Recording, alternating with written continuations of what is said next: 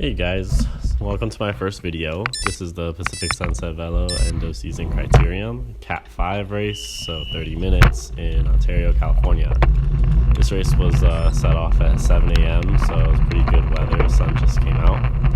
It's my power number 250. My FTP is a little bit above that, and our average speed was 25.7. My max power in the sprint was a little under 1200, and my max speed was 34. So like I said, the sun just came out, so it's heating up a little bit. It was about 70 degrees that day. Very little wind, so it was a very easy race to go off at. So coming up on this left turn, the back straight was a slight uphill and then a slight left turn into two pretty sharp left turns, and they're pretty important because they're the two last turns before the finishing straightaway, and a lot of people were not very good at taking lines through these two left turns. So this kind of became important later on in the race, and we'll kind of see.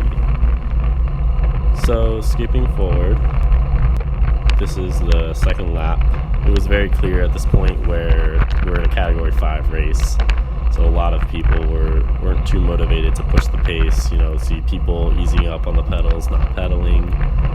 So I decided to try and motivate the group to go forward, sending a little bit of an effort, only like 400 watts, making sure that I'm well within my limit. If you look at the duration, it's only been like 4 minutes.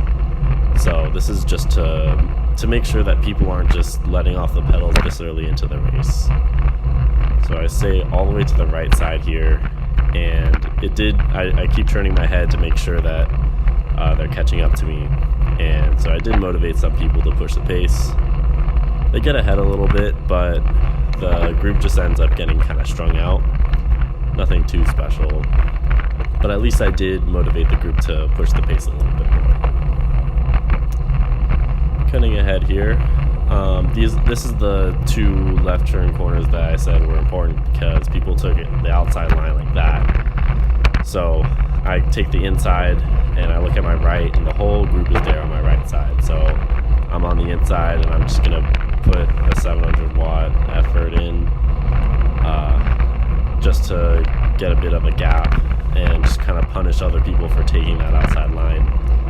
I'm assuming that person took the outside line because he wanted to stop pulling, but he was still pedaling and he was still putting power, so people followed him. So just with that, almost an entire lap, I was just solo in the front, just pacing, doing my own pace, and everyone else was having to do work just to catch right back up to me. So I made sure to keep turning my head, and I was ready for them to come back. So here I get caught, and I just slot right back in. Just like usual, everyone else had to do work, but I had to do a bit less than them. So one person took this turn up ahead, so he's pretty far off the front. And again, people are easing up on the pedals. This is a slight downhill straight, and we're only going 25. So I put in a big effort just to make sure that I gap people and don't pull the whole field with me. So pretty easily we could be going 30 miles an hour on the straight, and I'm only doing 300 watts, so it's a bit of an effort, but it's not terrible. It's not super hard, and I catch right back up to him really quick. It was a really quick and easy gap to close. So it's just me and him up here at the front, and we have a gap right behind us. So I'm like, I want to motivate him and see where this can go. So I go on in front of him, let him draft me for a bit. But because it's just us two going up into this long straight, I just skip forward ahead. We just get caught. So more people decide to counterattack that we got caught, but they didn't really get that much of a gap, and we just end up kind of slotting back in and pushing the pace a bit. So ahead, taking the inside line, everyone took that outside line again. The leader of the race was just taking that outside line, and I just take the inside and gain like 5 positions. Another downhill straight. This is about midway through the race. No one's pedaling, and I'm just like, I'm gonna send another flyer, you know, catch everyone off guard. Nobody's pedaling. The person at the front's barely even pushing up the pedals, and I get this pretty good gap in front of everyone. And coming into this turn, I'm taking this left turn at 30 miles an hour, and I'm still pedaling. And there were a lot of people who were too afraid to pedal through that turn, but I was able to make it.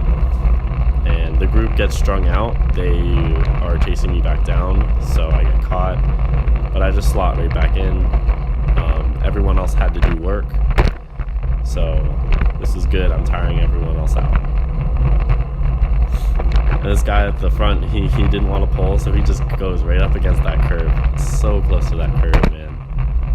I just thought I'd leave that one in.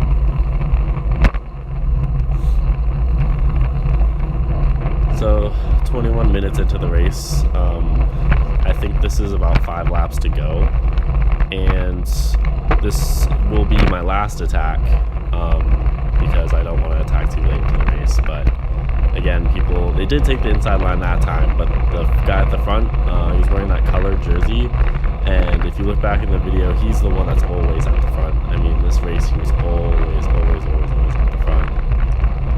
So I cut ahead, and I did that swerve there to the left, as you saw, so I could get people off my wheel. People were holding on that time, because it's kind of later in the race. People are a little bit more excited to do the finishing sprint. So I do that swerve, take the inside line, and now people are going to pull up in front of me.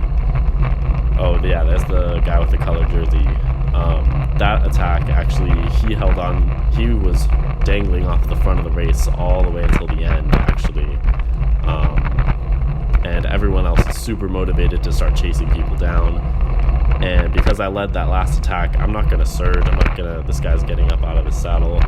I'm not going to surge too hard. I'm just going to hold a steady 400, lose 3 or 4 positions, but I'm going to steadily accelerate, make sure I'm saving my legs for the last couple of laps. Again, the leader taking the outside line.